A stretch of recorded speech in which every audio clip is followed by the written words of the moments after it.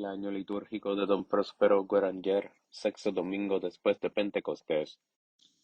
El pecado de David. El oficio del sexto domingo después de Pentecostés comenzaba ayer tarde con la exclamación punzante de un arrepentimiento inmenso.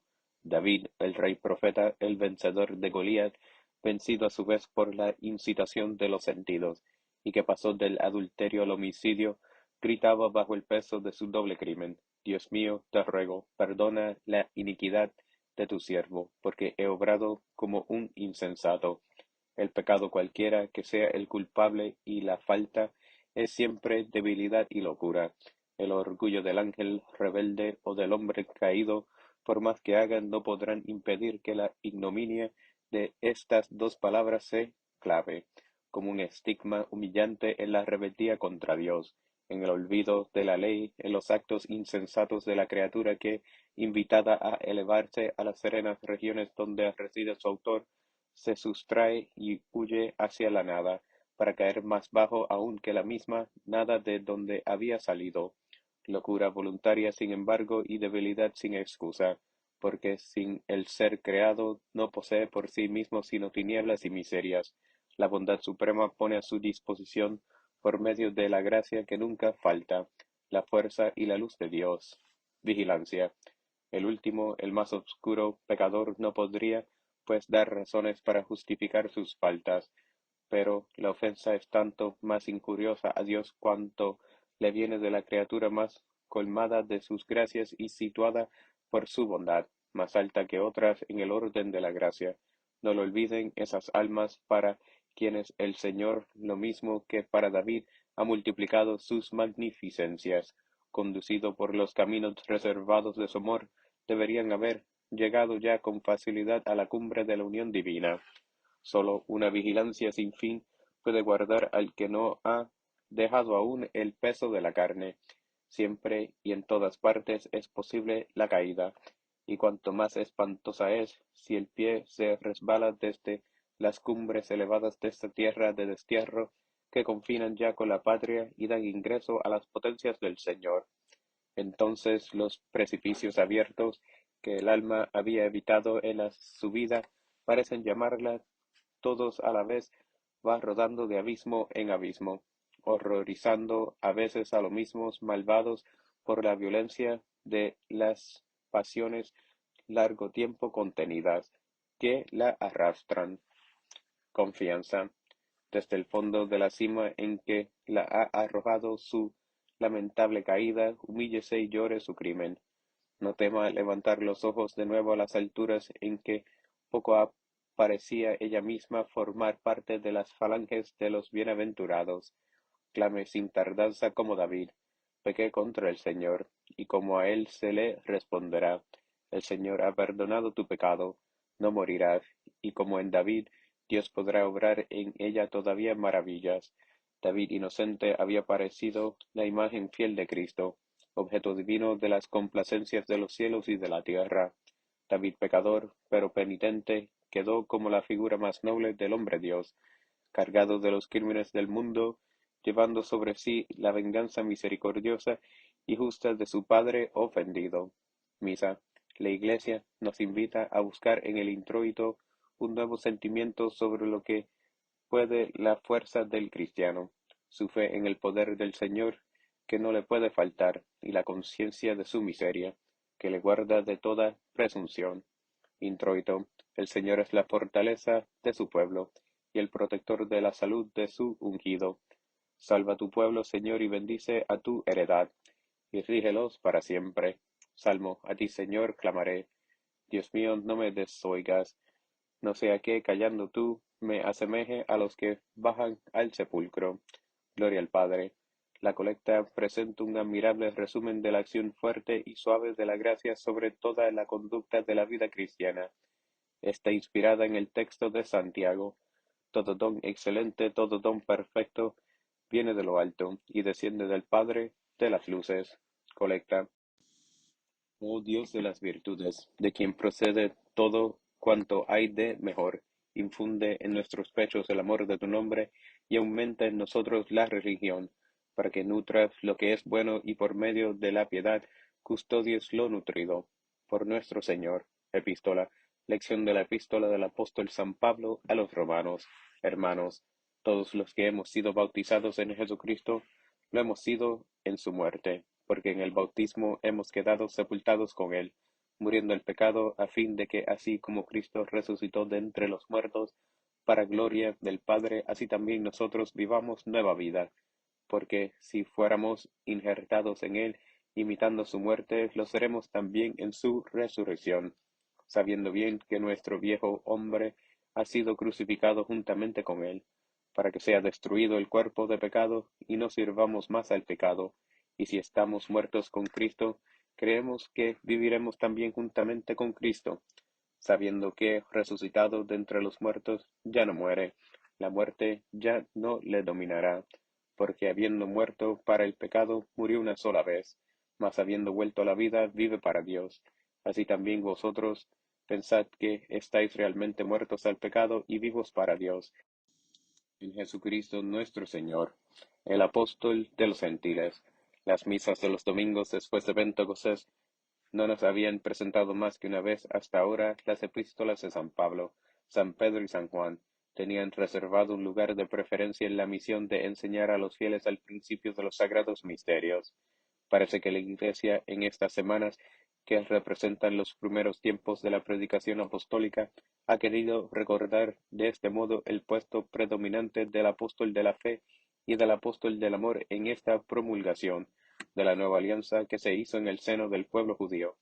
Pablo, en efecto, no era todavía más que Saulo, el perseguidor, y se mostraba como el más violento enemigo de la palabra, que debía más tarde llevar con tanto esplendor hasta los confines del mundo.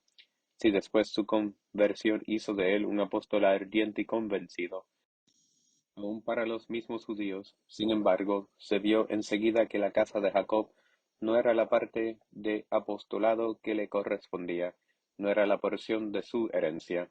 Después de haber afirmado públicamente su creencia en Jesús, Hijo de Dios, y de haber confundido a la sinagoga con la autoridad de su testimonio, dejó que silenciosamente se llegase al fin de la tregua concedida a Judá para aceptar la alianza. Aguardó en su retiro a que el vicario del hombre Dios, el jefe del colegio apostólico, diese la señal de llamada a los gentiles, y abriere él en persona las puertas de la iglesia a estos nuevos hijos de Abraham. Pero Israel abusó demasiado tiempo de las condescendencias divinas. Ya se acerca la hora del repudio para la ingrata Jerusalén. Ya se ha vuelto por fin el esposo hacia las razas extranjeras. Ahora tiene la palabra, el doctor de los gentiles la conservará hasta el último día. No se callará hasta que, después de convertir a la gentilidad sublevada contra Dios, la afirme en la fe y en el amor. Hoy se dirige a los romanos las instrucciones inspiradas del gran apóstol. La Iglesia observará en la lectura de estas admirables epístolas el mismo orden su inscripción en el canon de las Escrituras. La epístola a los romanos, las dos a los corintios, las dirigidas a los galatas, a los efesios, filipenses, colosenses, pasarán sucesivamente ante nuestra vista. Sublime correspondencia en la que el alma del Pablo, entregándose por completo, da a la vez el precepto y ejemplo del amor. Os ruego, dice sin cesar, que seáis imitadores míos, como yo lo soy de Jesucristo. La vida cristiana, la santidad, los padecimientos y luego la gloria de Jesús, su vida prolongada en sus miembros, tal es para San Pablo la vida cristiana, simple y sublime noción que resume a su parecer el comienzo, el progreso y la consumación de la obra del Espíritu de amor en toda alma santificada. Más adelante le veremos desarrollar ampliamente esta verdad práctica, de la cual se contenta ahora con poner las bases en la epístola que hoy nos hace leer la Iglesia. ¿Qué es el bautismo? En efecto, es el primer paso en el camino que conduce al cielo, sino una incorporación del neófito al hombre Dios, muerto una vez al pecado para vivir eternamente en Dios su Padre. El sábado santo, al borde de la fuente sagrada, comprendimos con la ayuda de un trozo semejante del apóstol las realidades divinas cumplidas bajo la onda misteriosa. La Iglesia no hace hoy más que recordarnos ese gran principio de los comienzos de la vida cristiana y establecerle como punto de partida para las instrucciones que han de seguir. Si el primer acto de la santificación del fiel sumergido con Jesucristo en su bautismo tiene por objeto rehacerle completamente, crearle de nuevo en este hombre Dios, injertar su nueva vida sobre la vida misma de Jesús para producir en ella sus frutos. No nos admiremos de que el apóstol no trace al cristiano otro procedimiento de contemplación, otras reglas de conducta que el estudio y la imitación del Salvador. La perfección del hombre y su recompensa están solo en él. Así pues, según el conocimiento que habéis recibido de él, caminad en él, porque todos los que habéis sido bautizados en Cristo, estáis revestidos de Cristo. El Doctor de las Naciones lo declara. No conoce ni podría predicar otra cosa. En su escuela, apropiándonos los sentimientos que tenía Jesucristo, llegaremos a ser otros Cristos, o mejor, un solo Cristo con el hombre Dios, por la unión de los pensamientos y la conformidad de las virtudes, bajo el impulso del mismo Espíritu Santificador. La lectura de la epístola y la del Evangelio, el gradual y el verso, vienen todos a reavivar en nuestros corazones la humilde y confiada oración que debe elevarse sin cesar del alma del cristiano su Dios. Gradual, vuélvete un poco, Señor, y aplácate con tus siervos. Señor, tú has sido nuestro refugio de generación en generación. Aleluya, aleluya. En ti, Señor, he esperado, no sea confundido para siempre. En tu justicia líbrame y sálvame. Inclina a mí tu oído, apresúrate a librarme. Aleluya. Evangelio. Continuación del Santo Evangelio según San Marcos. En aquel tiempo, como hubiera con Jesús una gran muchedumbre y no tuvieran que comer, convocado a los discípulos les dijo, Tengo compasión de la multitud porque he aquí que ya me han seguido 3 días y no tienen que comer. Y si los despido en ayunas para sus casas, desfallecerán en el camino, porque algunos de ellos han venido de lejos. Les respondiéronle sus discípulos, ¿quién podrá saciarlos de pan aquí en la soledad? Y los preguntó, ¿cuántos panes tenéis? Ellos dijeron, 7, y mandó a la multitud que se sentara sobre la tierra, y tomando los 7 panes, dando gracias, los partió, y se los dio a sus discípulos, para que los sirvieran. Y los sirvieron a la multitud, y tenían también unos pocos pececillos, y también los bendijo y los mandó servir. Y comieron y saciaron, y recogieron de los fragmentos que sobraron 7 cestos, y eran los que habían comido, casi 4,000, y los despidió. El Señor nos llama, decía, el pueblo antiguo al salir de Egipto tras de Moisés, iremos a 3 jornadas de camino al desierto para sacrificar allí al Señor nuestro Dios. Los discípulos de Jesucristo en nuestro Evangelio le han seguido igualmente al desierto. Después de 3 días han sido alimentados con un pan milagroso que presagaba la víctima del gran sacrificio figurado por el de Israel. Pronto el presagio y la figura van a ceder lugar sobre el altar que está ante nosotros, a la más sublime de las realidades, abandonemos la tierra de servidumbre en que nos retienen nuestros vicios.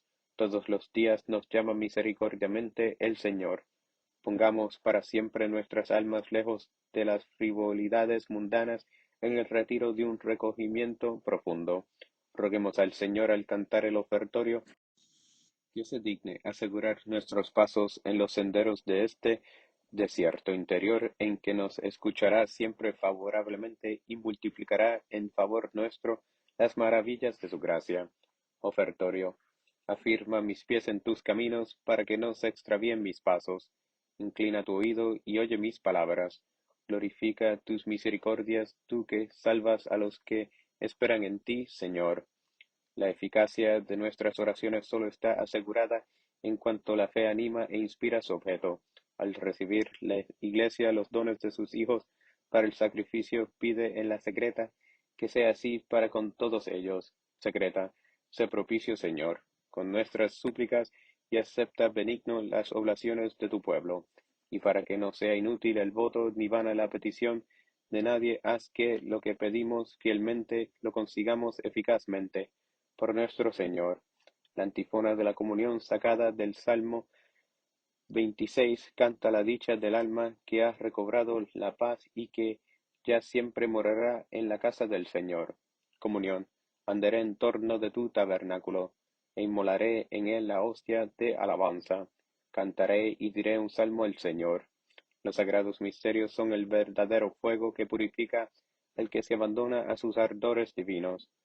Le desligan por completo de los restos del pecado y le afirman en el camino de la perfección. Digamos pues con la Iglesia, poscomunión, hemos sido llenos, Señor, de tus dones, suplicarnos te hagas que seamos purificados por su efecto y protegidos con su auxilio. Por nuestro Señor